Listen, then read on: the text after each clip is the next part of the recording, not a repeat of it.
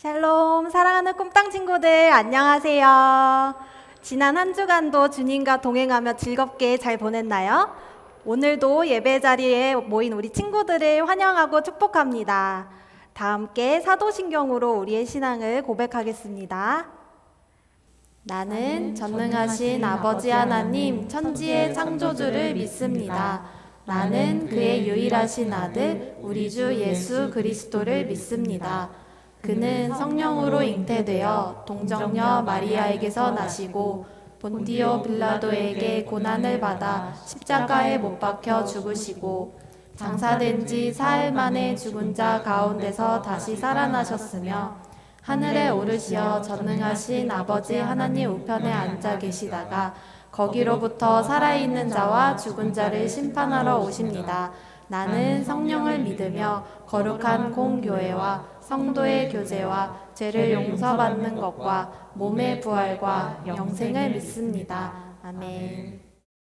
이 시간 우리 함께 자리에서 일어나 즐겁게 찬양해 볼까요? 자, 모두 자리에서 일어나 주세요. 처음 부르게 될 곡은 소금빛이라는 곡인데요. 우리를 세상의 소금과 빛으로 불러주신 그 말씀을 기억하며 힘차게 찬양하도록 하겠습니다. 너희는 세상의 소금이니 내 삶 녹여 주 이름 알리어라. 너희는 세상의 빛이니 내 삶 들여 주 이름 밝히어라. 어두운 세상 밝히시는 겸손의 왕 오직 예수. 온 맘 다해 뜻 다해 힘 다해 선포하라. 주 찬양에 외치세. 함께 뛰면서 신나게 뛰면서 찬양했으면 좋겠어요.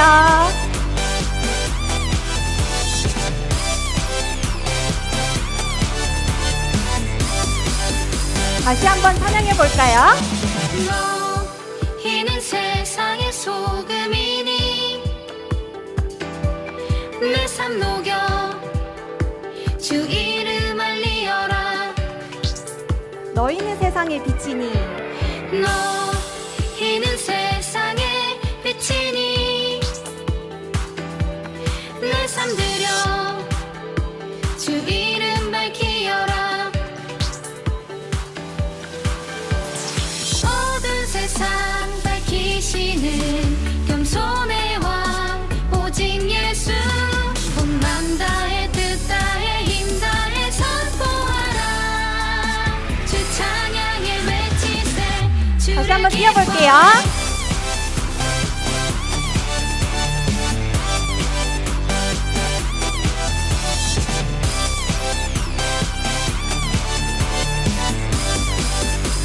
이제 뭐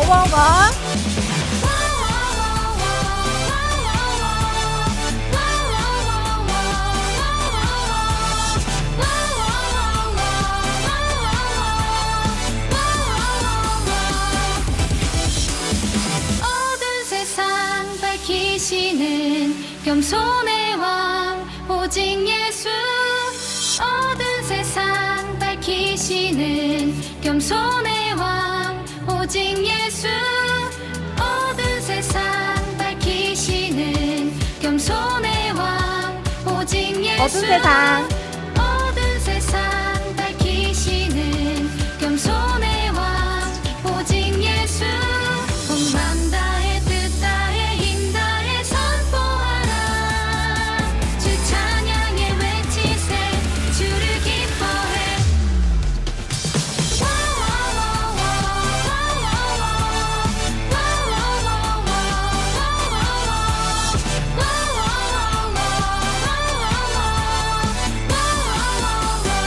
반대로 해볼게요. 위로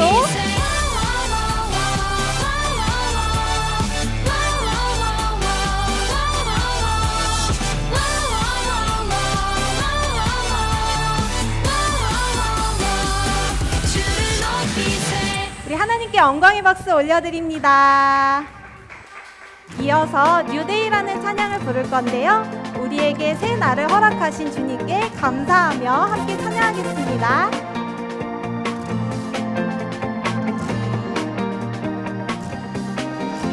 주의 백성들아 찬양하라. 두 손 높이 들고 손뼉치면서 찬양하라. 영광 받으실 주 낙심하는 자들아 주님께 나와 경배해. 소망 없는 자들아 주님을 찬양해.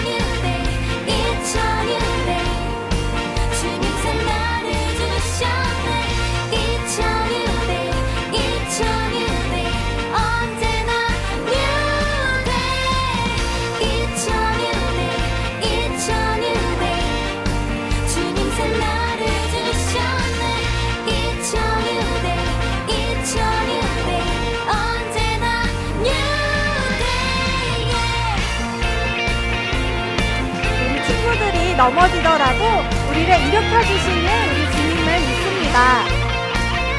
새 힘을 허락하신 주님을 더욱더 힘있게 찬양하도록 할게요.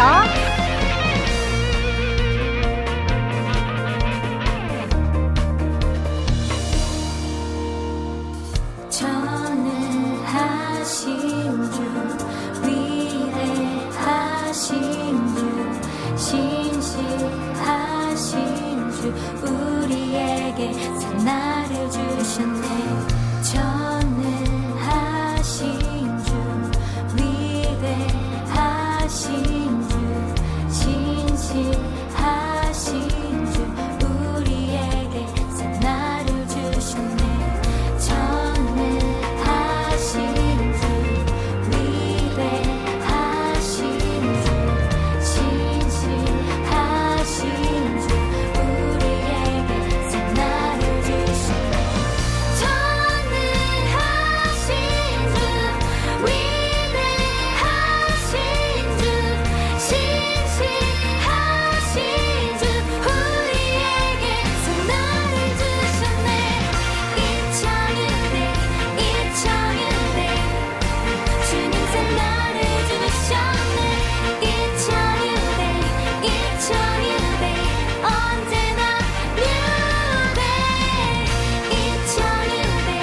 이천일대 주님 새 날을 주셨네. 이천일대 언제나 뉴데이. 한 번 더. 이천일대 주님 새 날을 주셨네. 이천일대 언제나 뉴데이.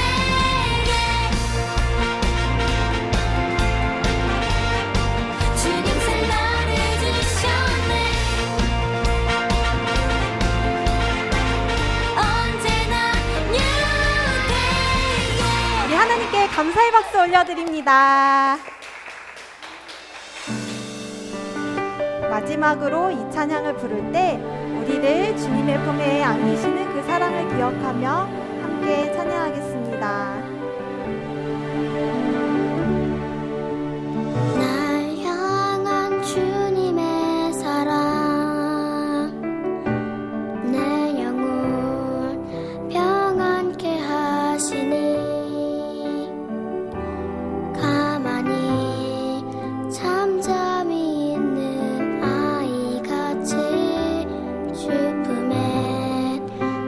주를 보리라.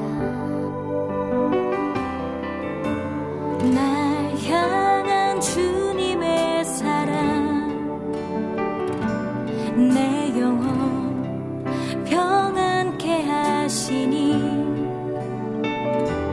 가만히 잠잠히 있는 아이같이 주 품에 안겨 주를 보리라. 거친 파도 날 애워싸도 험한 바다 나를 삼키려 해도 두려움과 무서움이 나를 덮어도 나를 품으시는 주의 사랑 난 믿네. 거친 파도 날 애워싸도 험한 바다 나를 삼키려 해도 두려움과 무서움이 나를 덮어도 나를 품으시는 주의 사랑 내 영혼 평안케 해.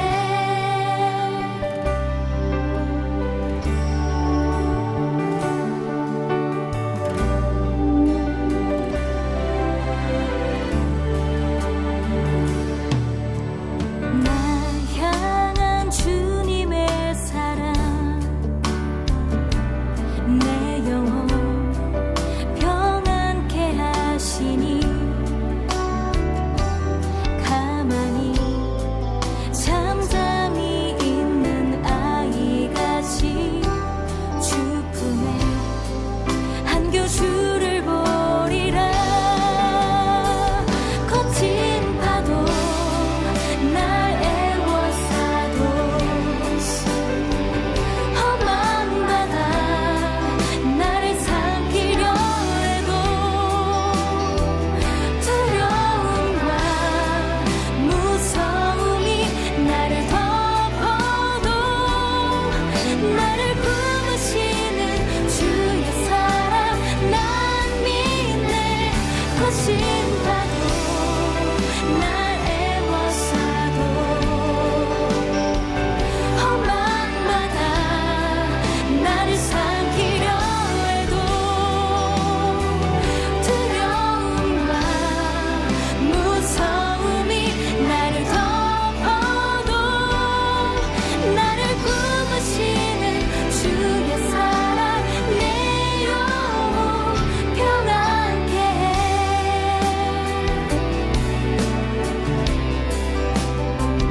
평안케 해.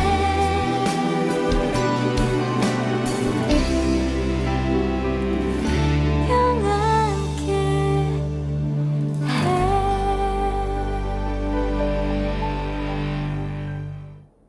하나님 아버지, 항상 우리를 사랑하여 주시고 우리가 필요한 것들을 날마다 공급해 주셔서 감사합니다. 하나님은 날마다 우리의 필요를 아시고 공급해 주시며 변함없는 사랑으로 우리를 돌보시는 아버지이신데 우리는 그 사실을 잊어버리고 살 때가 많은 것 같습니다. 아버지의 유산을 받아서 아버지를 떠난 둘째 아들처럼 하나님 없이도 잘 살 것처럼 그렇게 사는 때가 많은 것 같습니다. 코로나 시절 동안 영상 예배라는 핑계로 하나님과 만나는 예배 시간의 소중함을 많이 잊어버리고 살았습니다. 하나님 아버지, 우리를 용서해 주세요. 아버지를 멀리 떠나 되찌르시다가 돌아오는 아들처럼 저희도 아버지께로 돌아가기 원합니다. 더 이상 코로나 핑계대지 않고 하나님께 예배드리는 이 시간을 소중히 생각하겠습니다. 저 멀리 보이는 아들을 알아보고 단숨에 달려 나왔던 아버지처럼 저희를 두 팔 벌려 안아주세요. 오늘 예배드리는 이 시간 전도사님의 말씀을 함께 듣습니다. 전도사님의 입술을 통해 전해지는 말씀이 우리의 마음밭에 심어지고 자라서 100배, 60배, 30배의 열매가 맺혀지게 하여 주세요. 하나님의 말씀을 세상 그 어떤 것보다 소중히 여기고 사랑하는 저희가 되게 하여 주세요. 오늘 이 예배를 모두 하나님께 올려드립니다. 기뻐 받아주세요. 이 모든 말씀 우리를 끝까지 사랑하시는 예수님의 이름으로 기도드렸습니다. 아멘. 이 시간 우리 좌우에 있는 가족들, 친구들, 선생님, 전도사님, 목사님을 바라보며 함께 축복하겠습니다.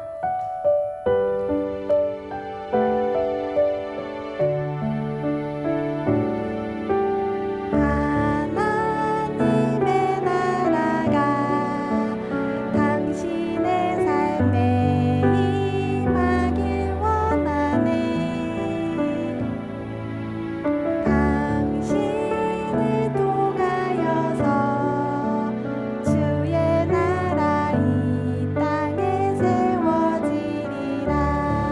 우리 자신을 향하여 하나님의 은혜가 우리의 삶에 임하길 원하네.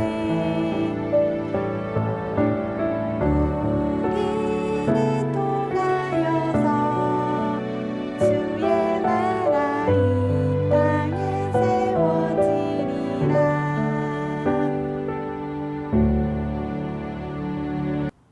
샬롬 친구들, 한 주간 잘 지냈나요? 오늘도 예배 자리에 나온 우리 꿈땅 친구들을 환영하고 축복해요. 오늘 우리에게 주신 하나님의 말씀은 누가복음 15장 32절의 말씀이에요. 우리 성경을 함께 찾아서 한 목소리로 읽어보도록 해요. 누가복음 15장 32절 말씀이에요. 시작! 그러나 내 동생은 죽었다가 다시 살아났고 내가 그를 잃었다가 찾았으니 우리가 잔치를 벌이며 기뻐하는 것이 당연하다. 아멘. 친구들, 연어라는 물고기를 알고 있나요? 우리의 식탁에 맛있게 오르기도 하는 생선이죠. 연어는 원래 바다에 사는 어류인데요. 연어가 태어나는 곳은 바다가 아니라 강이에요. 알에서 태어난 연어는 강에서 3년 정도 성장하다가 바다로 이동해서 5년 정도 더 살게 돼요. 이제 알을 낳을 때가 된 연어는 자신이 알에서 태어나 성장했던 바로 그 강을 찾아서 먼 여행을 떠나게 되지요.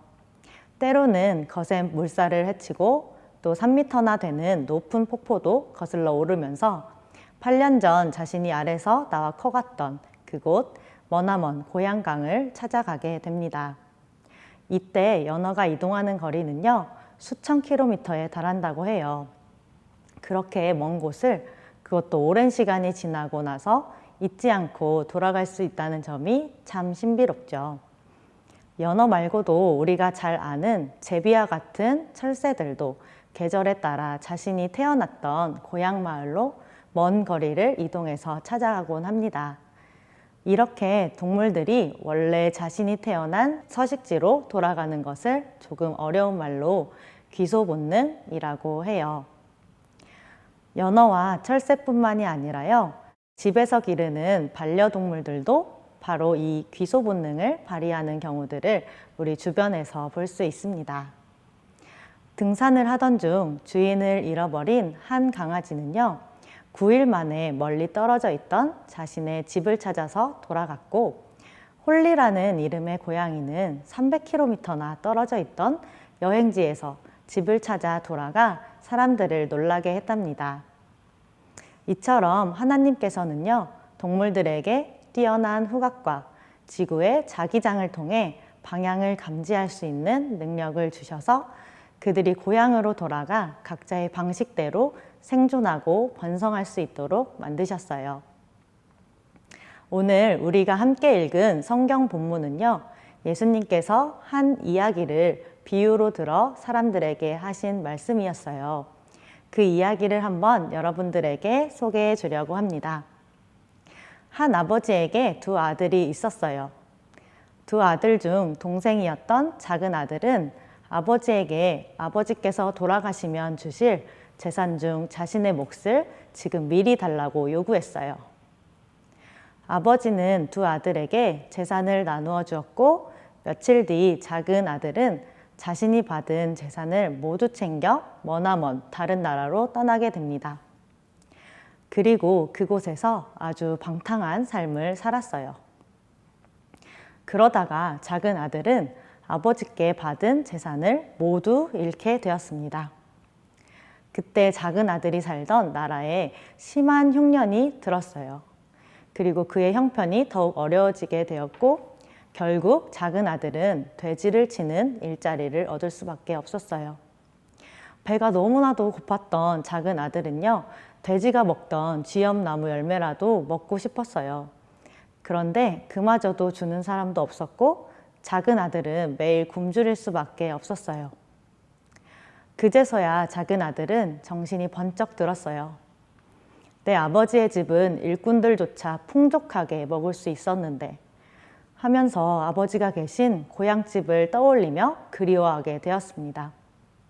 그는 곧 자기 잘못을 뉘우치고 아버지의 집으로 돌아가 아버지에게 용서를 구하기로 마음먹었어요.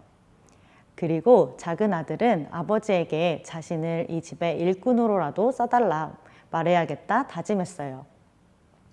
아버지의 집에 돌아가게 된 작은 아들은 어떻게 되었을까요? 아버지께서 작은 아들을 집에 들어오지도 못하게 말리셨을까요? 아버지는 멀리서 걸어오는 작은 아들을 발견하고 곧장 달려가 아들의 목을 껴안고 입을 맞추며 그를 기쁘게 맞아주셨답니다. 아버지의 유산을 미리 받아가 모두 탕진해버린 그런 아들이었지만 아버지는 아들을 여전히 사랑하시고 또 불쌍히 여겨서 가장 좋은 옷으로 입혀주시고 또 손가락에 반지를 끼워주시며 발에는 깨끗한 신발을 신겨주셨어요. 그리고 살찐 송아지를 잡아서 잔치를 열어주셨죠. 이때 첫째 아들은 밭에서 일을 마치고 돌아와 잔치가 벌어진 것을 보고 화가 났어요. 자신은 아버지를 위해서 모든 일을 열심히 했는데도 작은 새끼 염소도 주시지 않더니 아버지 재산을 모두 가져가 방탕하게 살았던 동생을 위해서는 아버지께서 살찐 송아지를 잡으시다니 첫째 아들은 너무나도 서운한 마음이 들었습니다. 그러자 아버지는 첫째 아들을 이렇게 달래주시며 말씀하셨어요. 우리 누가복음 15장 31절에서 32절 말씀을 한번 한 목소리로 읽어보려고 하는데요. 한번 32절 이전 말씀과 31절, 32절을 함께 한 목소리로 읽도록 하겠습니다. 시작. 아버지가 말했다. 얘야, 너는 항상 나와 함께 있지 않느냐? 또 내가 가진 모든 것이 다 내 것이다. 그러나 내 동생은 죽었다가 다시 살아났고 내가 그를 잃었다가 찾았으니 우리가 잔치를 벌이며 기뻐하는 것이 당연하다. 아멘. 예수님께서 당시 제자들과 바리새인들 앞에서 하신 이 돌아온 탕자 이야기를 통해서 진짜 우리에게 들려주고 싶으셨던 이야기는 무엇이었을까요? 첫 번째로 우리에게는 언제나 돌아갈 우리의 고향, 아버지의 집이 있다는 사실이에요. 우리의 상황이 어떠하든지 또 우리가 얼마나 하나님으로부터 멀리 떨어져 살고 있었던지 그런 것에 상관없이 하나님께서는 언제나 우리를 기다리고 또 우리를 기쁘게 맞아주신답니다. 또 하나님께서는 예수님을 통해 우리 눈에 보이지는 않지만 영적인 우리의 고향집을 예비해 주셨는데요. 그곳이 바로 하나님 나라입니다. 우리는 우리의 길 대신 예수님을 따라서 하나님 나라에 들어갈 자격을 얻었어요. 두 번째로 예수님은 우리에게 이 이야기를 통해서 은혜에 대해 알려주시기 원하셨습니다. 작은 아들은 아버지 재산을 모두 방탕하게 사용해 버리고 나서야 아버지의 집을 다시 떠올리고 돌아왔지만요. 아버지의 무한하신 사랑으로 다시 용납을 받는 그런 큰 은혜가 있었습니다. 그렇다면 첫째 아들에게는 어떤 은혜가 있었을까요? 아버지가 하신 말씀처럼 첫째 아들은 언제나 아버지와 함께 있으셨기 때문에 아버지의 집이 자신의 집이 되고 또 아버지가 가지고 있는 모든 것을 자신의 것처럼 사용할 수 있었기 때문에요. 큰 아들에게도 아버지의 무한한 사랑과 은혜가 함께 했습니다. 그러니까 하나님의 은혜는 작은 아들에게만 주어지지 않고 언제나 하나님과 함께 있었던 첫째 아들에게나 또 집을 나섰다가 뒤늦게 돌아온 둘째 아들에게나 동일하게 주어지는 은혜라는 사실입니다. 오늘 성경 말씀의 은혜를 직접 경험하고 이것을 멋진 그림으로 그려낸 17세기를 대표하는 한 화가가 있었습니다. 그는 바로 빛과 영혼의 화가라고 불리는 렘브란트입니다. 렘브란트는 젊었을 때 화가가 되고 곧 큰 성공을 거두었습니다. 돈과 명예와 그리고 인기, 모든 것을 가지게 된 렘브란트는요, 당시 네덜란드의 명문가 여인 사스키아와 결혼해서 신분까지 상승되었어요. 렘브란트는 날이 갈수록 명성이 더해가면서 스스로 아주 거만해졌고 또 부족함을 전혀 몰랐답니다. 그러던 중에 렘브란트가 36살이 되던 해에 두 아들을 잃게 되었고 셋째 아들 티투스만 남긴 채 아내마저 결핵에 걸려 세상을 떠나게 되었어요. 렘브란트는 그 후 어린 티투스를 키워줄 여인 핸드리케를 만나 그 사이에 딸도 갖게 되었지만 결국 핸드리케와의 관계 때문에 사람들에게 비난을 받았고 또 그가 쌓은 사회적인 명성은요, 하루아침에 무너지고 말았답니다. 경제적인 상황이 더욱 어려워진 렘브란트는요, 개인의 그런 파산의 상태까지 이르러 그가 가지고 있던 보석이나 또 그림들을 모두 경매로 팔아넘길 수밖에 없었어요. 그 후에 핸드리케도 죽고 또 아들 티투스도 세상을 떠났습니다. 그렇게 모든 것을 잃어버린 것 같은 그런 상황 속에서 렘브란트는 어릴 때 자신이 알고 믿었던 하나님을 다시 찾게 되었습니다. 하나님께서는 오늘 나눈 말씀 속 아버지의 모습과 같이 그동안 죄인과 같은 인생을 살았던 렘브란트를 마다하지 않으시고 기쁘게 맞아주셨습니다. 그리고 렘브란트는 자신이 만난 하나님을 자신의 생애 마지막 때에 그림으로 그리기 시작했어요. 그 그림이 바로 돌아온 탕자라는 그림이에요. 사람들이 렘브란트를 소개하는 말로 빛과 영혼의 화가라고 말하는데요. 렘브란트가 이렇게 불리는 이유는 이 그림 속 아버지의 얼굴을 보면 알 수 있어요. 주변의 어두운 배경과 대조적으로 아버지의 얼굴에서는 환한 빛이 나오고 있죠. 이 빛을 통해서 이 그림을 보는 사람으로 하여금 중요한 그림 속의 다른 주변 요소들을 볼 수 있게 해줍니다. 미술에서 빛과 어둠을 표현하는 화법을 명암법이라고 하는데요. 렘브란트는 누구보다도 이 화법을 잘 사용하는 그런 화가로 알려져 있습니다. 그는 빛과 어둠을 통해서 그림의 사람의 외면뿐만 아니라 내면까지도 담아내고 이 그림을 보는 사람들이 이야기 줄거리를 상상할 수 있도록 만드는 그런 능력이 있었습니다.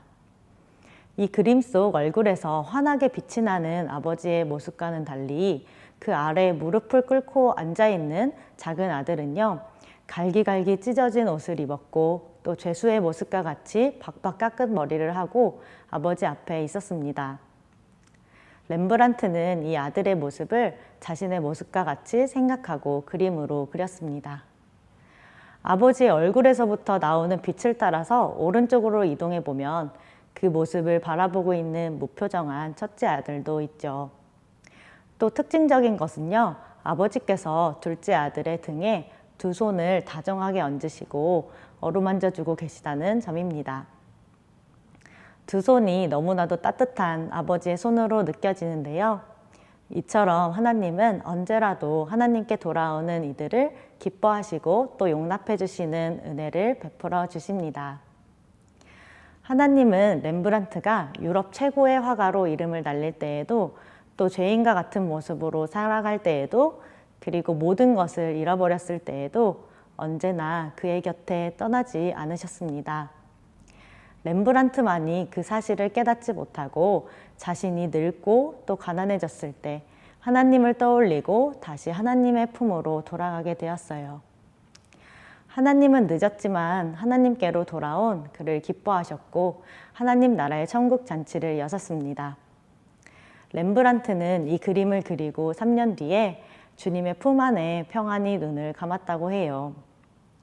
사랑하는 우리 꿈땅 친구들, 우리에게는 우리가 거할 영원한 집, 바로 예수님께서 우리를 위해 예비하여 주신 하나님 나라가 있어요. 하나님께서는 동물들에게뿐만 아니라 우리에게도 하나님 나라에 들어갈 수 있는 귀소 본능을 심어주셨어요.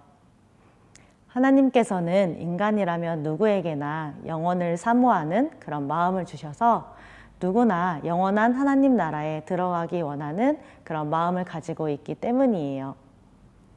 우리는 우리의 길이 되어주시는 그리고 빛이 되어주시는 우리 예수님만 따라가면 하나님 나라에 들어갈 수 있어요.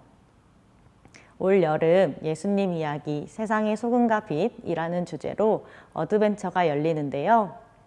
친구들, 오늘 렘브란트의 그림 속 아버지의 얼굴 빛이 나와서 자녀들을 환하게 비춰주었듯이 빛이신 예수님은 이 세상을 환히 비춰주시고 또 우리를 빛의 자녀들로서 불러주셨어요. 우리도 빛이신 예수님을 따라서 살아가며 세상을 밝게 비춰주는 우리 모든 꿈땅 친구들이 되기를 축복합니다. 오늘 주신 하나님 말씀을 가지고 함께 기도할게요. 사랑하는 주님 감사합니다. 오늘 주님께서 주님 말씀으로 말씀을 나누었습니다. 하나님, 우리 빛이신 주님을 우리가 살아 따라갈 수 있는 그런 우리 꿈땅 친구들이 되게 하시고 예수님께서 빛으로 이 세상을 환하게 비추셨던 것처럼 또한 우리도 주님을 따라 닮아가며 이 세상을 비춰주는 귀한 존재로 살아갈 수 있도록 도와주세요. 감사하며 예수님 이름으로 기도합니다. 아멘. 우리 함께 주기도문으로 예배를 마치겠습니다. 하늘에 계신 우리 아버지, 아버지의 이름을 거룩하게 하시며 아버지의 나라가 오게 하시며 아버지의 뜻이 하늘에서와 같이 땅에서도 이루어지게 하소서. 오늘 우리에게 일용할 양식을 주시고 우리가 우리에게 잘못한 사람을 용서하여 준 것 같이 우리 죄를 용서하여 주시고 우리를 시험에 빠지지 않게 하시고 악에서 구하소서. 나라와 권능과 영광이 영원히 아버지의 것입니다. 아멘.